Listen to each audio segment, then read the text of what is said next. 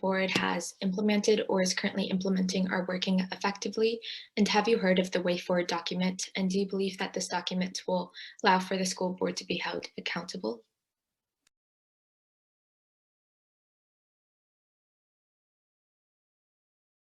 So I see Amber has her hand raised. I think this is kind of a complicated question to answer because a lot of obviously the racism is systemic. So big actions taken by the board are a good way to address that. But I think a lot of the visible racism within the Halton District School Board is individual teachers or students who do or carry out racist actions. So I think that a big board-wide plan might not be implemented as effectively as they want it to, because I think a lot of teachers because they put out like plans and trainings and all these different kind of things from the board all the time. But I find that a lot of the teachers who really need to know that this is for them, they kind of don't realize that they also play a huge role in perpetuating racism. So I think the Halton District School Board really needs to start focusing on individual schools and tackling problems within those schools, because I think racism is different in every single high school and elementary school in Halton. So I think it would be really difficult for anything to change if we don't recognize that as well. Yeah, I agree. I think that the Way Forward document is a good start, but we also have to look at it. So I see Nora's hand is up. There's definitely like a major lack of Black staff. The last Black teacher that I remember having was a supply in elementary school, and I'm 3 years into high school, and that's crazy. Same. I remember the last Black staff I had was in elementary school too. So that's So there's definitely a very big lack of Black staff and faculty members at Milton District High School. That's the school I go to.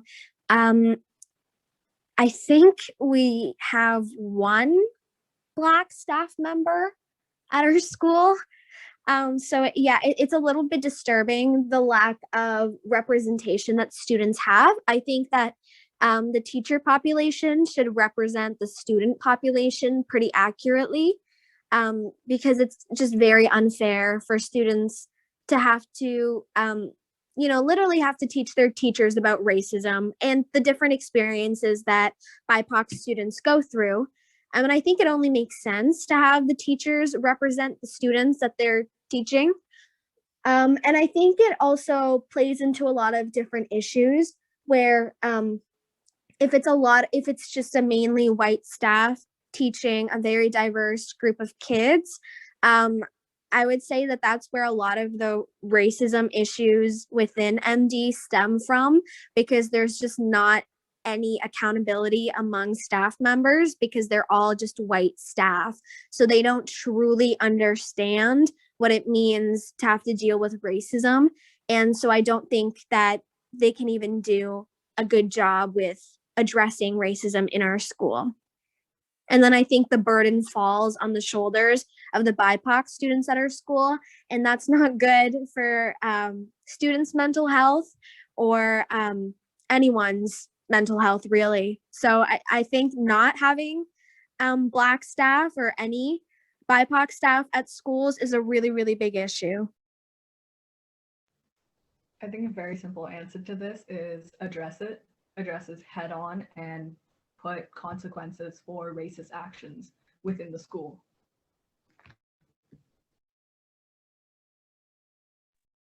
Amber? I think beyond just educating yourself, also look for underlying biases that you have specifically, like really just start with yourself, because I think even that makes a big difference.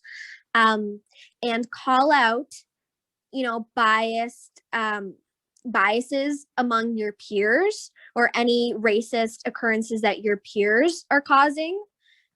because it's not fair for students to have to advocate for themselves, you know, to have to go through racial trauma and then also try to fix it.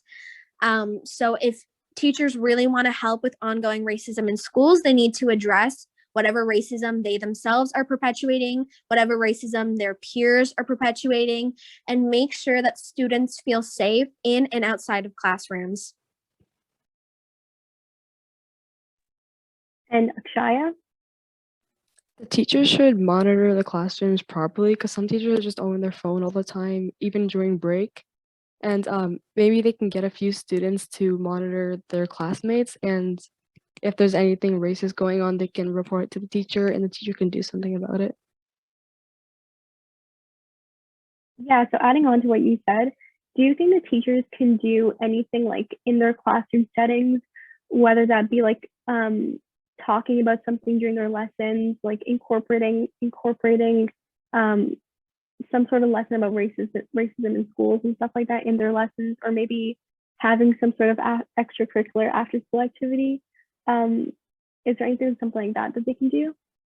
Hernor?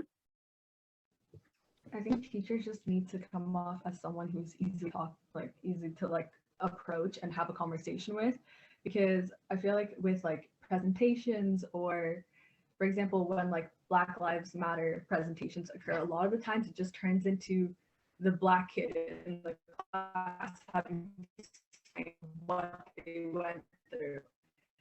It's very, it just shines an unwanted attention at the individual within the classroom to get around them about their own culture. In reality, like the teachers should address racism like properly in a presentation, because that isn't going to target the issue.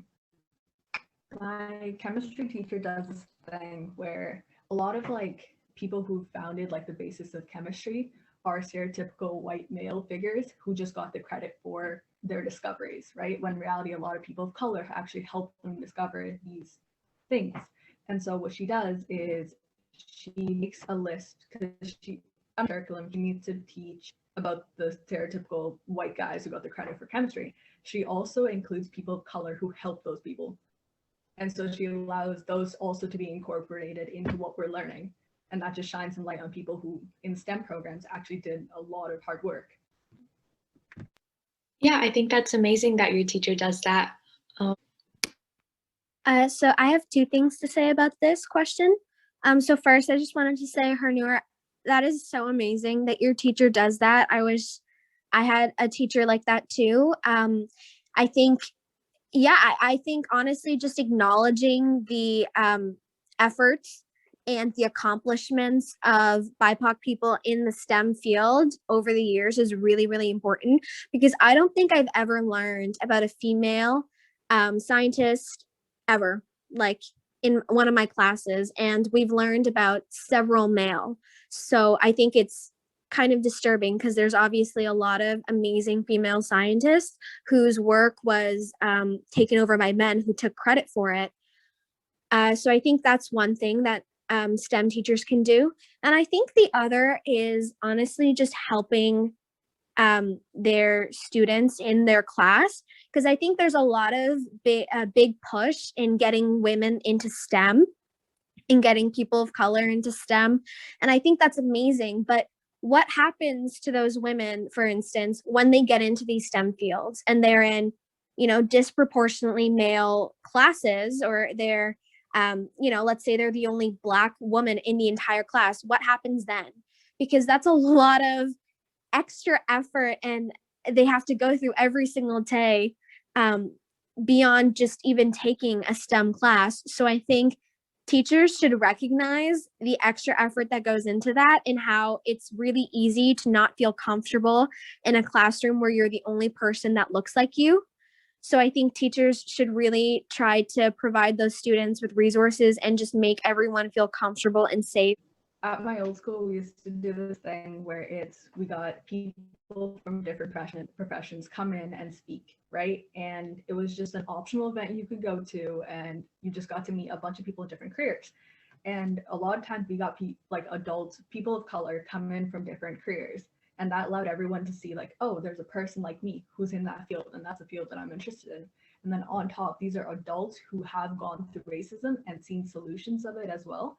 And so they're better fit to talk about how racism has affected them and how the school system can help people of color, instead of just the students having to educate other people around.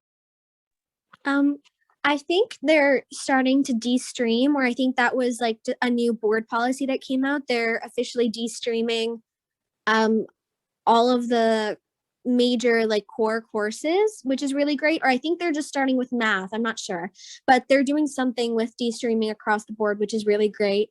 But to answer your question, yes, I've definitely noticed discrepancies in the makeup of especially applied courses. And I mean, I know someone whose brother was forcefully put into an applied English class for the first few years of high school. And he was told like over and over again that if he took academic, he would fail the course. And then he ended up taking it, a regular academic English in grade 12, because he wanted to go to university and it's like one of the most important courses.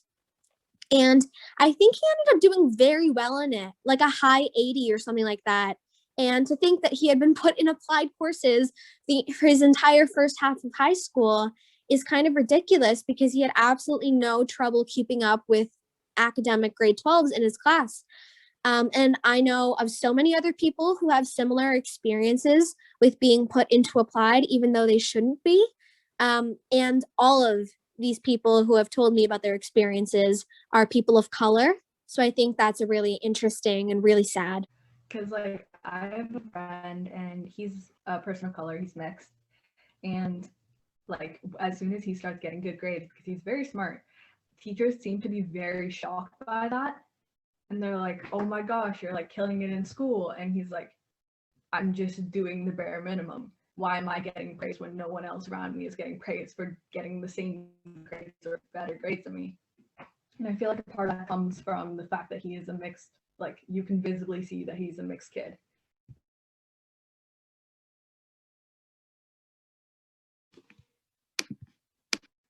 I'm completely honest, this year, I feel like no one really noticed like the school do anything for Black History Month, because everyone is so crazy busy with COVID.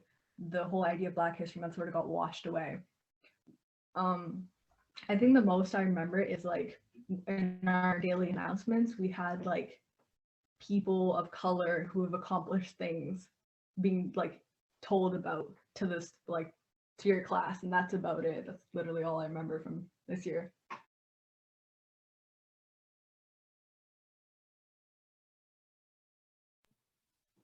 Yeah, I'm glad that VSS did something for Black History Month and you guys made the poster.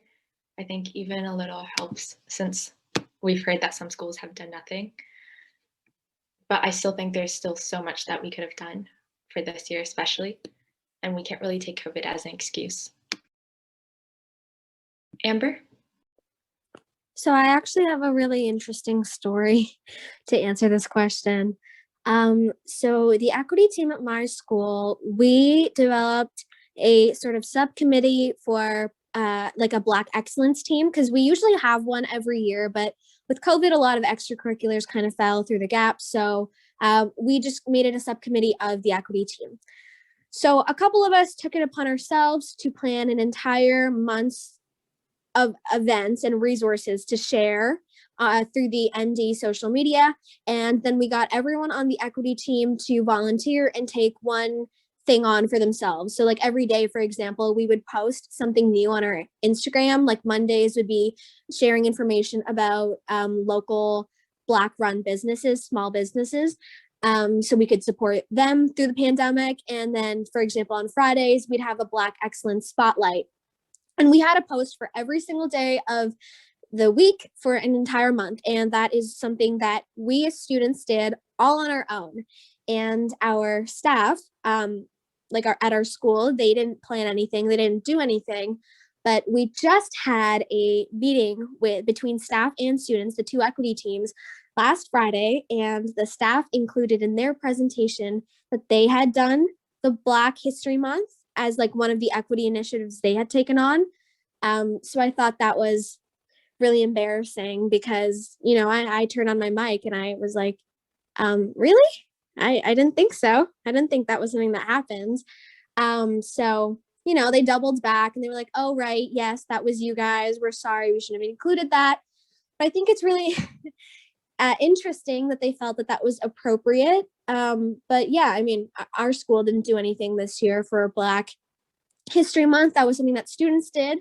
And usually when we do presentations, it's the Black Excellence Team, which is still a student-run initiative that plans the assemblies and any of like the art, or if there's like poems or spoken word, anything like that, it's all student-run. It's usually just that the staff allows for there to be an assembly. So I think it's kind of a pattern of letting students take on Black History Month. Of people of color within the staff, within their system, all of it. Yeah, I feel like if you have representation on a staff level with teachers and then with the board and principals, and it'll just make the environment more safe for students as well. Amber? I think people really need to stop beating around the bush. Like there's a lot of talking that goes on and not enough action. Like it's great that they meet, you know, every other week to talk about the new definition of white privilege. But it's like, what are you actually doing to address racism and how you are perpetuating it in your own life? You know what I mean? Like there's just so much conversation that happens. And that is also a very important aspect, but it's not the only important aspect. And there needs to be action that happens after these conversations.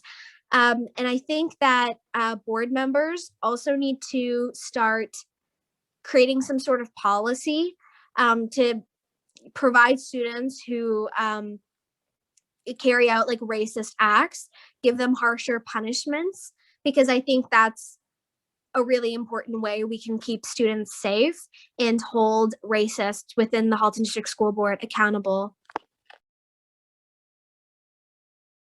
Yeah, and that goes along with